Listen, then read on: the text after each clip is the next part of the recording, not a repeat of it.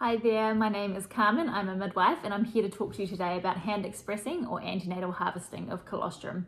What I love to always start this chat with is how you end up feeding your baby or your ability to produce breast milk does not define you as a parent. So always keep that in mind. This is definitely something that you can try to get yourself sort of on the front foot, I guess, with your breastfeeding journey. But if you notice that you don't produce a huge amount of colostrum antenatally, that's no indication as to what your supply might be like once your baby is here. It's also really important that you talk to your LMC or your midwife before you start doing this. There are definitely some complications in pregnancy where we would recommend not starting this, so I don't know the ins and outs of your pregnancy, so it's really important that you have that discussion with your midwife before you start antenatal expressing.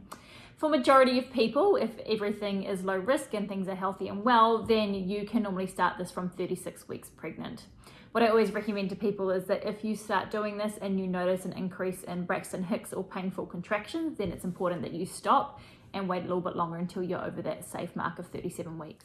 Let's start by talking about what colostrum is. So this is also known as liquid gold. It's a really thick yellowish substance that is packed full of antibodies and nutrient dense qualities. It's the perfect first food for your baby. It helps to line their gut when they're first born and also acts as a laxative to help them pass that first meconium stool. So there are many reasons why you might like to antenatally express some of your colostrum.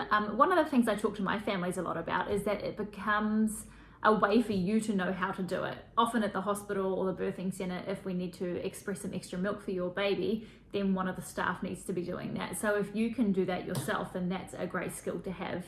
It's also great to relieve engorgement in the early days if your breasts are really full and you need to take some of that milk off.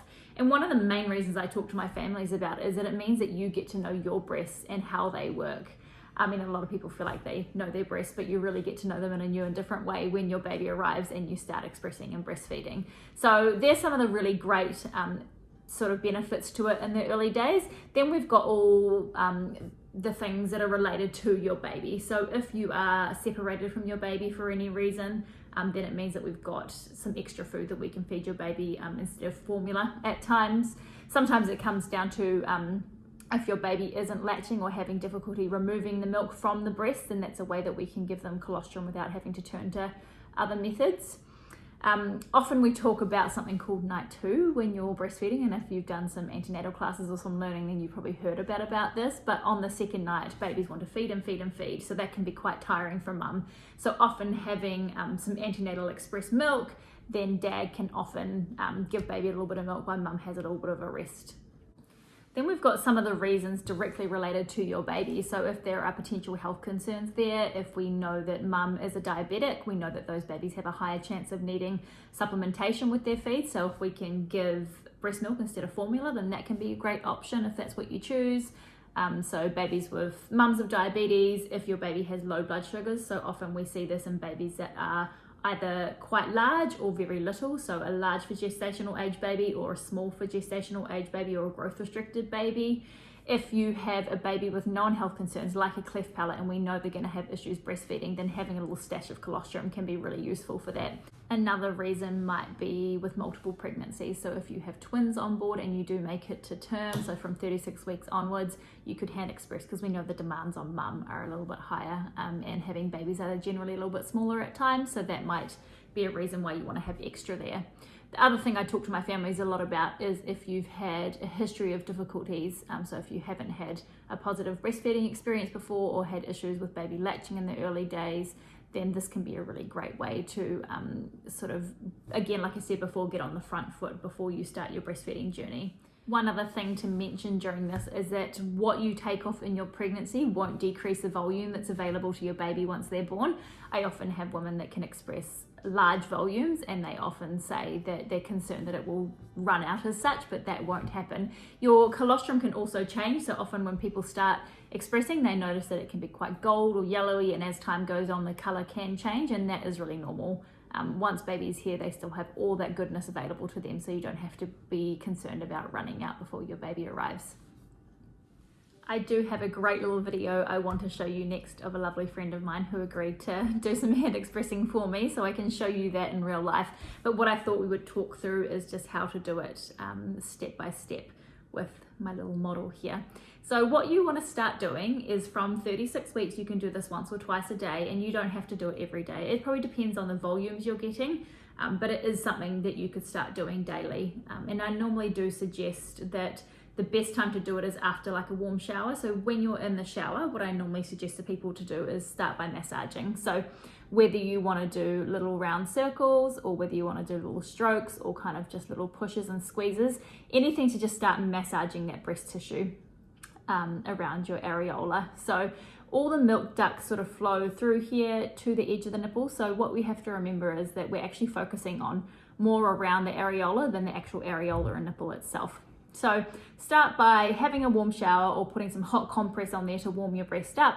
Start with a little massage for a few minutes, and then what you want to do is you want to make a little C grip with your hand, and then you are going to put it on either side of your areola, and it's sort of a method of push back into the breast wall and then roll forward. So I'll just change the angle slightly so you can see this. So a push back into the breast tissue and then roll forward while you're squeezing. As you do this, you might need to do this a few times, and then you might start seeing little tiny drips of colostrum come to the end of your nipple. So squeeze, so making my little C grip, push back into the breast tissue and then roll forward and squeeze. So for some people, they need to do this for a few minutes before they see any colostrum come to the surface. For others, it's quite instant. Once you start seeing little drips of colostrum, you're then going to start collecting that. Some people find this okay to do on their own, others do need their partner with them to try and help. So what I often suggest to people is have a spoon that is sterilized, and what you can do is hold your spoon and drip straight into the spoon to collect, and then you can use your syringe to suck it up directly.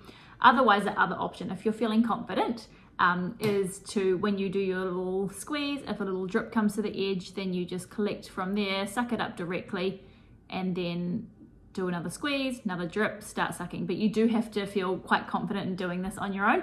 Otherwise, your partner can stand there and suck up all the little drips. And it is quite nice to get them involved in the process too. What we need to remember is when we're doing this, we are releasing what we call oxytocin. So that is the hormone responsible for labor, which is a great thing if you're trying to get yourself into labor. So this is often why we start saying do some hand expressing or get on a breast bump or something if you're trying to avoid a medical induction. So if you're naturally trying to do some induction methods, then that can be quite a great thing to try. But do be aware that why I talked about if you start feeling some cramps, it's generally because of the oxytocin release. I think for most people, you need to be doing this quite a lot to find the effects of that, there in big volumes, but some people are very sensitive to it.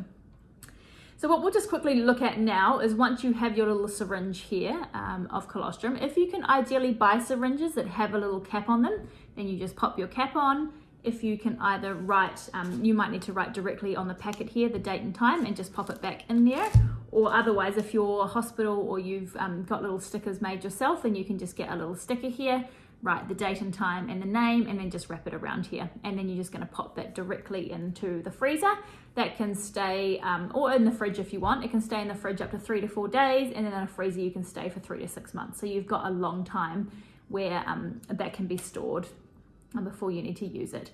So the idea is once you go into labor, it's really important that on your to grab list, you have your little cooler bag with some ice packs, and then you're going to collect your colostrum. You're going to pop it in the cooler bag, zip it up, bring it with you to your delivery suite or the maternity ward where you're birthing or birthing unit, and then we will then pop it into a freezer when you're there. So the idea is that it stays as frozen as it can, and then when you're there in the next few days, then you have the option of giving this to baby should you need. So we'll have a little look at this video I've made now, which might make a little bit more sense with a real breast, and hopefully this has been super helpful.